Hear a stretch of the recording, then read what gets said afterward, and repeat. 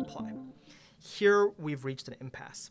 Even in code that nominally is just computational, there's really not a whole lot we can do. We can measure this, but we're going to see that the measurement of the speed is going to hit this lambda. And now we have a choice of, well, what are we really going to do? Here may be the case where we might play the same trick that we did before, and we might figure out a way to isolate the work that we're doing. Let's, there we go. So we might do something like this.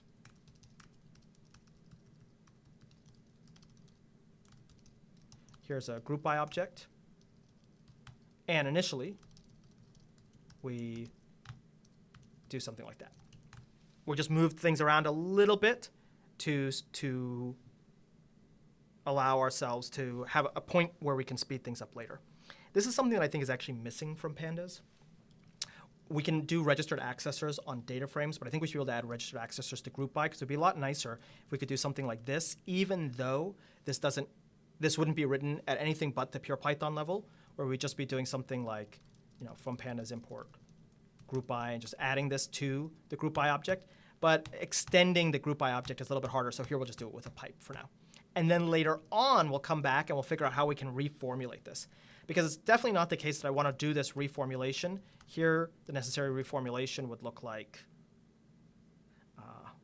this is actually something I have to break down into even further parts. So here I have to do this like this, grouped weighted mean. So this is where I have to lift this up to make this faster.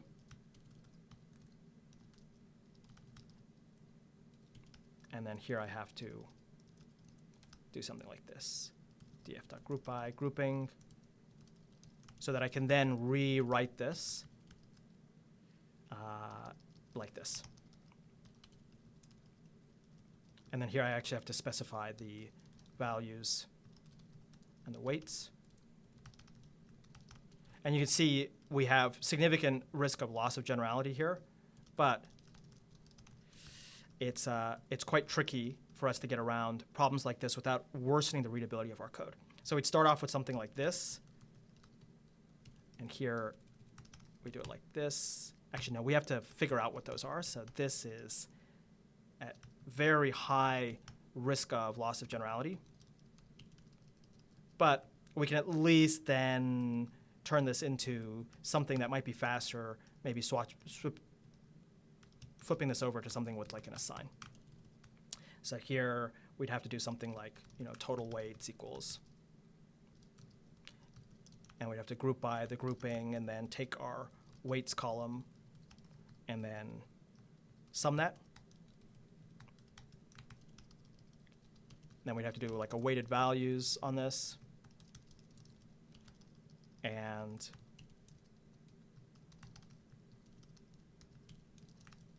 get that going as well.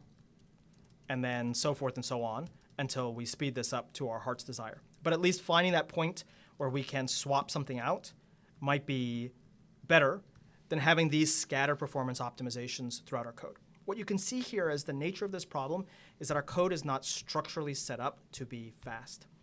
When we talk about things like generators, we'll discover that generators themselves are oftentimes the slower approach than more naive approaches. We will very likely discover that really simple, naive Python code, it's often the case that simple, naive Python code is faster than more sophisticated code. Like as an example, we're told that the best implementation of our Fibonacci is this version that doesn't encode the modality of where this ends. And we might use something like the collections.dec to consume this at C speed. So here, if we wanted to test this, we do a dec of Fibonacci with a max len of 1 using the iter tools islice to get, say, the 10,000th value, like that. And then here we'll just grab that value out. And we're told, oh, here we have some use of the itertools module that's very fast, and use of something like the collections.deck that's very fast. But it's not that surprising for us to discover if that just really simple Python code just tends to be, here we'll just do an n argument, like this. This really simple Python code just tends to be faster, even if it is code like this that makes many assumptions about like the modalities of where this thing starts and stops, and has significant loss of generality. So here, like that. And let's just let's do this only in Python 3, and then we'll do this to, say, 10,000. So, and we'll check one thing here, and this needs to return RV. So if we time this, we'll see 3.3 milliseconds per loop. And we wouldn't be too shocked if we discovered that here, this is faster for now. For smaller versions, it may be the case the other one's faster. Probably this is being dominated by we can do a trick here. So we might see that we can speed that up by reducing the total number of values that we have, 2.4 milliseconds per loop.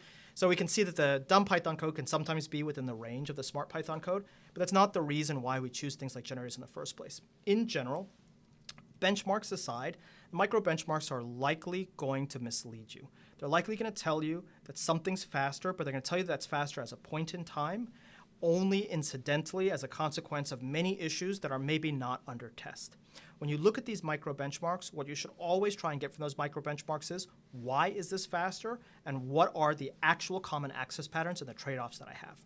Because other than thinking about things like the contiguousness of data, branch prediction, whether or not we use a restricted computation domain, much of this one line of code is fast and this one line of code will not actually lead in the aggregate to better Python code, except in the one instance in your test machine for the particular version of Python that you're using. When you set up these tests, it's very important that the performance improvements that you have are durable. And so isolating those performance improvements in some fashion so they can be revisited en masse later is a lot more important than micro improvements on one line of code. But the problem here is I'm introducing one thing that I know is slow. I'm introducing an additional Python function call. That the micro benchmarks are not that useful doesn't mean that we shouldn't be aware of what is historically slow in Python, even if there are efforts underway to reduce that slowness. It is probably the case that of the things that are historically slow in Python, some of these things will never go away. The slowness of function calls, the slowness of keyword arguments, the slowness of maybe global lookups versus local lookups, those probably will still be around 10 versions of Python from now, but it may be the case that they may be whittled down and the distance may have closed. And so being aware of how that distance is being closed is helpful ongoing knowledge, but generally having a sense for, what the slowness of things are will be helpful. Understand that performance is not something that you can do with just one micro benchmark in a point in time, something that you have to reassess constantly over time, because a lot of things that are historically slow, like lookups on objects or lookups of the global scope, the margin between what you were supposed to do back in the day and what you were supposed to avoid back in the day has shrunken to the point where it may now become noise on the top of everything else you're doing. In general, the real only guidance I can give you in your Python code is write with a view to restricted computation domains and to the performance that you get out of tools like NumPy and Pandas.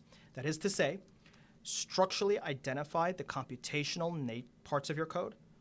Try to make sure that your program maintains a very strict dichotomy between program structuring and computational needs, and where you're in that computational side, figure out, is there an existing restricted computation domain? Is there an existing place where I can drop down into C or Fortran? Or is it the case that I need to write one myself? The real trick to performance in Python is not micro-optimizing individual lines of Python code, because the margin that I'll give you can easily be just an illusion. But the real performance case in Python is dropping down to the C layer. And that's a very controversial thing because there's many people who have for years tried to avoid introducing more C modules to Python, have said the packaging and distribution of these is very difficult.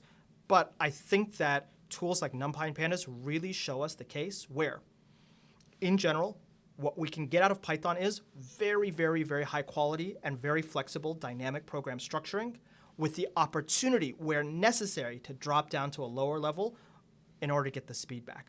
And any cases where we write our code, we should think about writing that code in such a fashion to allow ourselves to avail ourselves of that computational improvement later on.